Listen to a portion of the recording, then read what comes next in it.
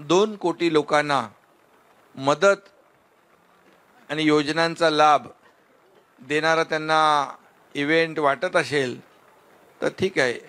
लोकांसाठीचा आणि लोकांच्या फायद्याचा इव्हेंट सरकारला करायला देखील त्याच्यामध्ये समाधान वाटेल. खिचडीमध्ये, बॉडी बॅगमध्ये, ऑक्सिजन प्लांटमध्ये, अरे इकडे कोविडमध्ये माणसं मरत होती आणि तुम्ही काही लोक पैसे बनवत होता. कुठं फेडणार हे पाप? आपल्या अहंकारामुळे म्हणाले केंद्र सरकारने पैसे दिले नाही, पण का? तुम्ही मागायला पाहिजे ना. आपल्या अहंकारामुळे राज्याचं नुकसान ज्यांनी केलं, अनेक प्रकल्प बंद पाडले, अनेक प्रकल्प स्थगित केले. शासन आपल्या दारीच्या बद्दल देखील काही टीका त्यांनी केली. शासन आपल्या दारी हा काल धनंजय मुंडेकडे होते. मगाशी धनंजय मुंडेंच्या बीडमध्ये काल कार्यक्रम झाला. 70-80 हजार लोक लाभार्थी एका छताखाली 18-20 कार्यक्रम झाले. जवळपास 1,85,00,000 लाभार्थ्यांनी लाभ घेतला. 2 कोटीपर्यंत गेलाय.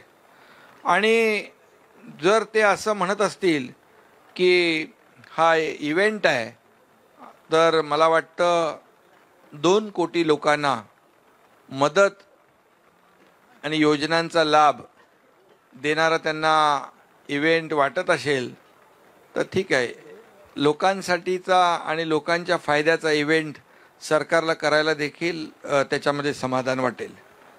आणि शेवटी आज ज्या पद्धतीने जे प्रतिसाद मिळतो आहे त्या शासन आपल्या दारीमध्ये, जे आमचे जिल्हाधिकारी, BDO, CO, सगळे तलाठी, तहसीलदार ज्या पद्धतीने एकेका जिल्ह्यामध्ये नोंदणी करतायत आणि लाभार्थ्यांची संख्या लाभार्थ्यांच्यापर्यंत जात आहेत आणि लाभार्थी स्टेजवर येत आहेत, आपापला लाभ घेऊन जात आहेत, हे चित्र कधी कुठे पाहायला मिळालंय.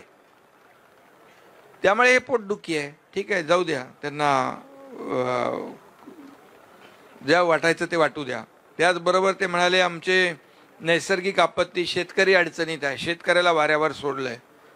आपल्याला मी सांगतो, आजवर म्हणजे 2.5 वर्षाचा काळ मागचा सोडला तर शासनाने, आमच्या सरकारने सगळे नियम बाजूला ठेवले. NDRFच्या दुप्पट केलं, 2 हेक्टरचे 3 हेक्टर केले.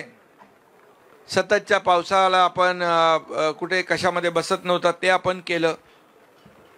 आणि जे जे काही नुकसान होतं अवकाळी पावसामुळे, आताही अवकाळी पाऊस आहे, गारपिटीमुळे नुकसान होतं, त्याला तातडीने आमच्या सरकारने पंचनामे करण्याचे निर्णय घेतले. आणि 10,000 कोटीपर्यंत आपण आतापर्यंत त्यापेक्षा जास्त शेतकऱ्यांना आपण दिले. 1 रुपयात पीक विमा योजना केली. 25% अग्रिम त्यांना रक्कम देखील सुरू झाली.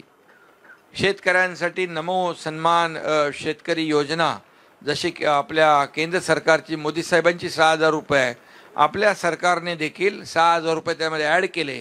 राज्य आपलं पहिलं, देशातलं पहिलं राज्य आहे हे आपल्या केंद्र सरकारच्या बरोबर 6,000 रुपये ॲड करणार.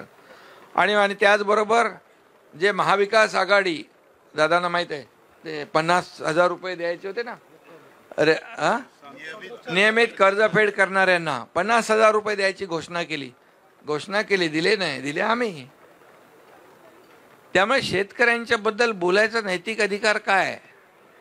खरं म्हणजे शेतकऱ्यांच्या तोंडाला पानं पुसण्याचं काम त्या लोकांनी केलं. त्यांनी काय आम्हाला सांगावं? जे कधी घरातून बाहेर पडले नाहीत ते शेताच्या बांधावर जाण्याच्या बात्या आमच्याबरोबर करतायत. ठीक आहे, आम्ही शेताच्या बांधावर शेतकरी लोक आहोत, आम्ही शेतकऱ्यांची मुलं आहोत. आमचे मंत्री सगळे लोक जात आहेत शेतकऱ्याच्या बांधावर. आणि झाल्याबरोबर अवकाळी गारपीट, तातडीने त्याचे पंचनामे करणे, त्यांना मदत देणे, याच्यामध्ये कुठेही आमचं सरकार हात आकडता घेणार नाही. इकडे 2 जण आहेत, तिजोरीवर कितीही ताण पडला तरी सुद्धा अजून आम्हाला खूप स्कोप आहे. शेतकऱ्यांना वाऱ्यावर आम्ही सोडणार नाही. शेतकरी हा बळीराजा, आमचा मायबाप आहे, अन्नदाता आहे. आम्ही त्याच्या तोंडाला पानं पुसणार नाही. आम्ही त्याच्या पाठीमागं खंबीरपणे उभं राहणार, हे मी या ठिकाणी सांगू इच्छितो. त्याचबरोबर आज आणखी त्यांनी काही म्हटलं गुन्हेगारीच्या बद्दल तर आपण सांगितलं, गुन्हेगारीचं प्रमाण आणि आम्ही गुन्हेगारीचं प्रमाण गृहमंत्र्यांनी सांगितलं, त्याची राज्याची उदाहरणं दिली, पण आम्ही खोटे गुन्हे कधी दाखल नाही केले. जे आहे वस्तुस्थिती ती मांडली, ती नोंद झाली. पण जसं 2.5 वर्षाच्या काळात कुणाकुणावर खोटे खोटे गुन्हे दाखल केले झाले ते आपल्याला माहीत आहे. राणेसाहेब असतील, हनुमान चालीसा वाचला त्याच्यावर जेलमध्ये टाकलं, कुठले आणि कोण, गिरीश महाजन, तो जेलमध्ये मोकाट टाकत होते, अजून 4-5 लोकांची नावं होती. हे म्हणजे खोटे गुन्हे दाखल करण्याचं काम, ते पाप आम्ही नाही केलं. जे खरं घडलंय ते नोंद झाले आणि म्हणून नोंदणीचं प्रमाण आणि कन्व्हिक्शन रेट पण या आमच्या सरकारमध्ये त्यांना आकडेवारी त्यांना पूर्ण मिळाली नाही, म्हणून त्यांनी आकडेवारी पूर्ण दिली नाही. आणि म्हणून या ठिकाणी मी एवढंच सांगेन की आमचं सरकार गुन्हे लपवून कातडी वाचवणारं सरकार नाही, तर सत्याला सामोरं जाणारं सरकार आहे आणि खोटं आम्ही करणार नाही.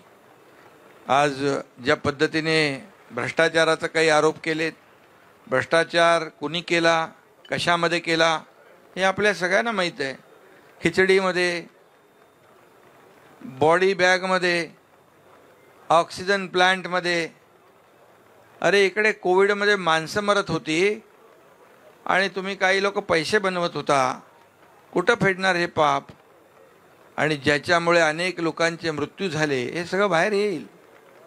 आणि म्हणून जे दूध का दूध पाणी का पाणी होईल, बिलकुल त्यामध्ये आम्ही कुठलाही सूड भावनेने कुठलाही निर्णय घेणार नाही.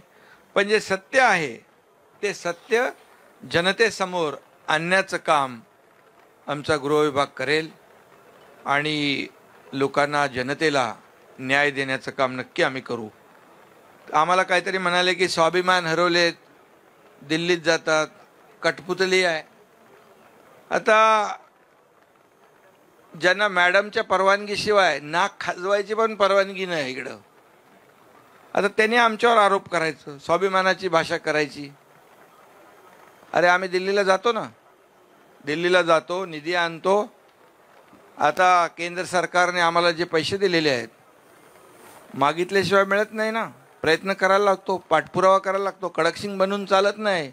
गेल्या 2.5 वर्षात मागच्या अहंकार, आपल्या अहंकारामुळे म्हणाले केंद्र सरकारने पैसे दिले नाही, पण का, तुम्ही मागायला पाहिजे ना.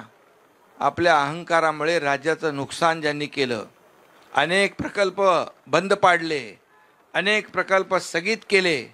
आमचं सरकार आल्यानंतर हे सगळे, म्हणजे मेट्रोपासून, आरेपासून, समृद्धीपासून, आणखी सगळ्या प्रकल्पांची मी नावं घेत नाही, मेट्रो 3 असेल, इतरही प्रकल्प जे आहेत हे बंद पाडण्याचं काम, या राज्याला मागं नेण्याचं काम आपण केलं. पण आम्ही ते पुढे नेलं, त्याला चालना दिली. देवेंद्रजीच्या काळात जे प्रकल्प सुरू झालेले ते आपण बंद केले. जलयुक्त शिवारसारख्याची चौकशी लावली. जे शेतकऱ्यांच्या अतिशय जिव्हाळ्याचे प्रकल्प होते ते आम्ही सुरू केले. आणि त्यामुळे विकासाच्या बाता आपण मारताय, लोकांना माहीत आहे, लोक सुज्ञ आहेत. त्यामुळे मी एवढंच सांगतो की सत्ता काबीज करण्याचं ज्यांचं ते काय स्वप्न होतं, त्या 3 निवडणुकांनी पूर्णपणे साफ केलेलं आहे. त्यांचे सत्ता काबीज करण्याचे दोर पूर्णपणे कापलेत. त्यामुळे ते असं कठपुतली आणि या सगळ्या गोष्टी बोलत आहेत. हां, आम्ही लोकांसाठी काम करतो आहे आणि आम्हाला अभिमान आहे. आमच्या दोऱ्या लोकशाहीच्या आणि लोकांच्या हातात आहेत. आम्ही लोकांच्यासाठी काम करतो आहे. त्यामुळे मी जास्त बोलत नाही, नंतर आणखी आपल्याला अधिवेशन बाकी